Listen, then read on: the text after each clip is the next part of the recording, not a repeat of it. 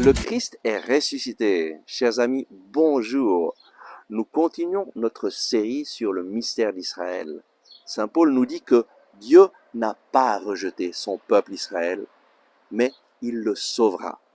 Et nous lisons de la lettre aux Romains au chapitre 11, verset 28. Ennemis, il est vrai, selon l'Évangile, à cause de vous, ils sont, selon l'élection, chéris à cause de leur Père. Dieu chérit son peuple Israël. Prenons conscience de cela. Dieu n'a pas rejeté son peuple, il chérit son peuple parce qu'il l'a choisi. Il l'a choisi depuis toujours pour être le peuple à travers lequel le Messie s'incarne dans l'humanité, le peuple à travers lequel Dieu nous a donné la solution à notre péché, le peuple à travers lequel Dieu nous a réconciliés avec lui. Et oui, ennemi, il est vrai, selon l'Évangile. Le peuple d'Israël est ennemi de Dieu, selon l'Évangile, qui nous dit que tous ont péché et sont privés de la gloire de Dieu. Nous aussi, nous sommes ennemis, selon l'Évangile. Et Jésus est venu chez les siens, mais les siens ne l'ont pas accueilli, nous dit Saint Jean. Mais à ceux qui l'ont accueilli, il a donné le pouvoir de devenir enfants de Dieu, à ceux qui croient en son nom. L'Évangile nous dit que c'est lorsque nous accueillons Jésus dans notre vie que nous recevons une nouvelle identité. Nous devenons enfants de Dieu. Nous sommes réconciliés avec le Père. Nous devenons des amis de Dieu. D'ennemis, nous devenons amis.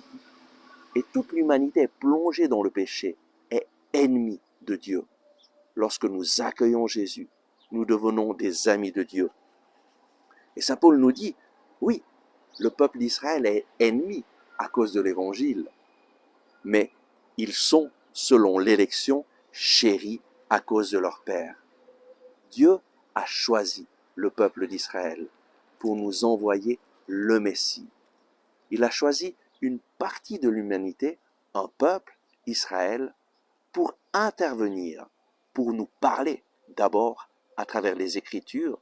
C'est d'abord au peuple d'Israël que Dieu s'est adressé, qu'il a envoyé à ses prophètes, qu'il a envoyé Abraham, Isaac, Jacob, Moïse, qui a parlé, qui voyait Dieu face à face, et puis tous les prophètes qui recevaient la parole de Dieu pour la transmettre à son peuple, et puis Jésus-Christ qui est venu pour nous sauver.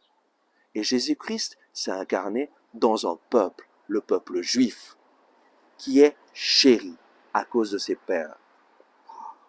Et donc, qu'est-ce que cela nous dit? D'abord, que nous devons être comme Dieu et aimer le peuple d'Israël et prier pour le peuple d'Israël. Il est impossible d'être chrétien et de haïr le peuple d'Israël. Un chrétien qui haït le peuple d'Israël est un chrétien qui est complètement inconséquent et qui ne se rend pas compte de la réalité spirituelle. Tu es pardonné parce que Jésus s'est offert en sacrifice pour toi sur la croix. Et il s'est offert en sacrifice pour chaque personne qui vit sur cette terre. Nous devons aimer le peuple d'Israël, comme nous devons aimer chaque personne qui vit sur cette terre, tous les peuples. Dieu aime chaque peuple. Dieu aime les chrétiens, il aime les juifs, il aime les musulmans, il aime les bouddhistes, il aime les hindous. Nous devons être des instruments de l'amour de Dieu pour tous les peuples, pour toutes les religions, pour chaque personne qui vit sur cette terre.